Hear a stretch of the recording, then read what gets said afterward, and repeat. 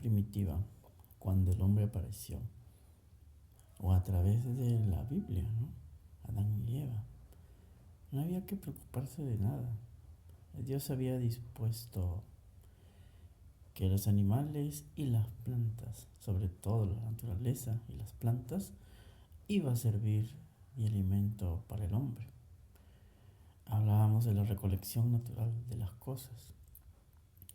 En la era primitiva, fuera del contexto bíblico, el hombre se defendía con su protección, el sustento para su hogar, su familia, ¿no? De la naturaleza y del ataque de los animales. Poco a poco empezó a desarrollar herramientas, ¿no? Y a dejar de repente de defenderse de los ataques, cazar animales, ¿no? Pasar a la agricultura, con el o con el descubrimiento del fuego, ¿no? Y la creación de la rueda, pudo empezar a transportar. Y con la agricultura pudo desarrollar alimento y llevarlo a más lugares. En el imperio incaico se podía hacer incluso el intercambio o trueque. Los alimentos de altura que no se producían en la costa se intercambiaban. Uno podía llevar el charqui o algún fruto seco e intercambiarlo en la costa con pescado salado, ¿no? También. Y eso permitía diversidad y las culturas se iban desarrollando. Pero no había una carrera especial, eran talentos. Habían personas que se dedicaban a ser sacerdotes, habían doctores que con el curanderismo cuidaban la salud del pueblo, había personas dedicadas a la agricultura y se transmitía de generación en generación. El uso de armas para la defensa y conquista de tierras, ¿no? En el ejército, la orfebrería, la artesanía, ¿no? Toda esta serie de actividades que se iban desarrollando con el uso de la escritura, ¿no? Permitían resaltar los dibujos, ¿no? Jeroglíficos. También era una forma de mantener el conocimiento. En la antigua Grecia, la fuerza de la filosofía, ¿no? También se trasladaba. Y existen las obras o el recuerdo de ellas de la mitología griega. Y el filósofo no es que era una persona rica, ¿no? Por lo general era sencilla y humilde y vivía de acuerdo al apoyo de la comunidad donde se desenvolvía.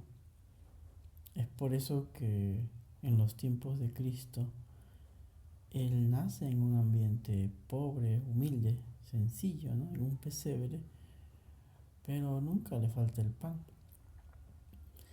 Y bajo esa escala él se desarrolla y podríamos hablar del término recurseo, ¿no?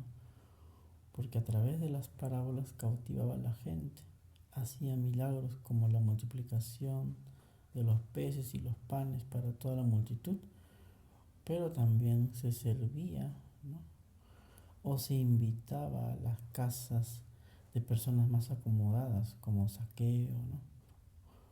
O los mercaderes, y podía compartir o pasar la noche, ¿no? Y es a veces lo que en nuestros tiempos pasa, ¿no? Con las misiones.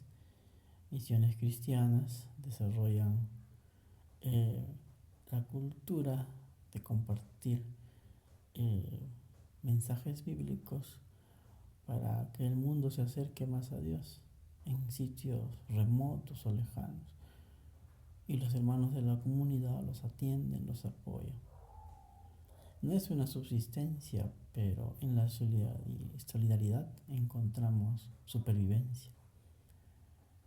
Pero volviendo a la realidad, ya en los tiempos actuales, y a partir del desarrollo de las universidades, ¿no? En todas partes del mundo, el hombre fue generando un conocimiento profesional que mediante un título o cartón le permitiera desenvolverse, establecerse en un trabajo, ganar un sueldo y mantener a su familia. En la década de los 60, 70, no había tanta explosión demográfica. Entonces una persona salía de secundaria y la formación era tan buena que podía seguir enseñando con sus conocimientos del colegio, matemáticas, lenguaje, ¿no? Lo podían contratar como profesor, tener un sueldo, un ingreso y trabajar.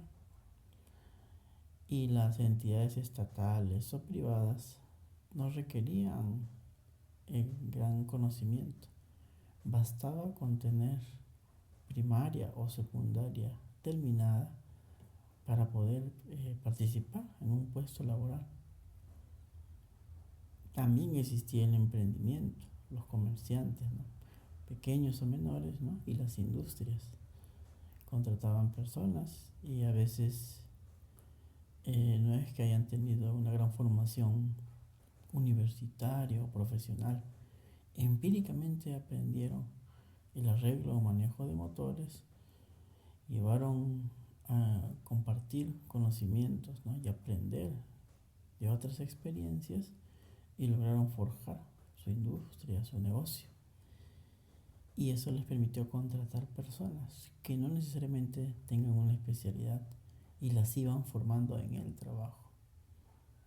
Lo recuerdo muy bien porque yo tuve una oportunidad laboral donde entré a un trabajo donde estuve 5 años y aprendí todo lo que es comercio exterior de manera práctica. Mi carrera era computación, hacía programación de sistemas. No me imaginaba aprender nuevos conocimientos, pero eso te permite. La gran preocupación de los jóvenes es qué estudiar o qué carrera seguir, qué hacer en la vida. A mí me pasó. Lo que les puedo decir es adaptarse a las circunstancias y a los padres permitir que sus hijos también elijan o decidan, darles todo el apoyo posible, según las circunstancias económicas de la familia, porque no estaría bueno dejar de comer por pagar la universidad. Es bueno sacrificarse, pero hay prioridades, ¿no? En el tiempo del estudio aproveché al máximo porque yo veía el estudio como un trabajo. Si mis padres me iban a pagar la capacitación técnica, lo mínimo que podía hacer era esforzarme.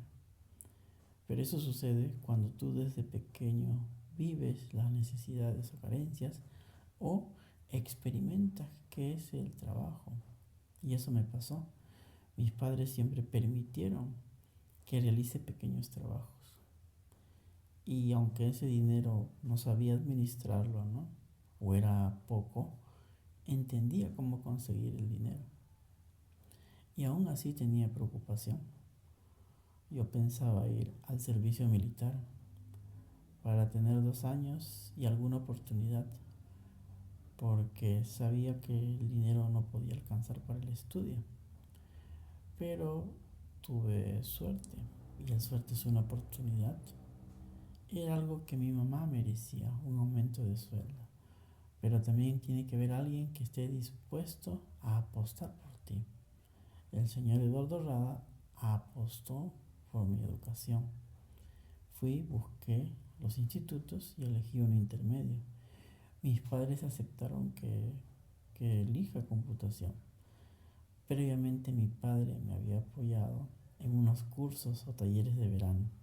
Y eso fue lo que me enganchó con computación. Sabía dónde me metía.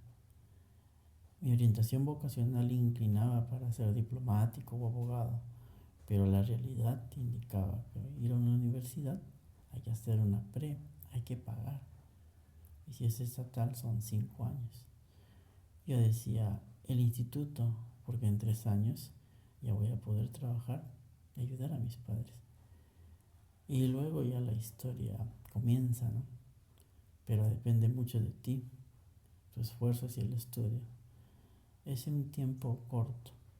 Luego vendrá el momento de la bonanza y que puedas recuperar los frutos, la cosecha.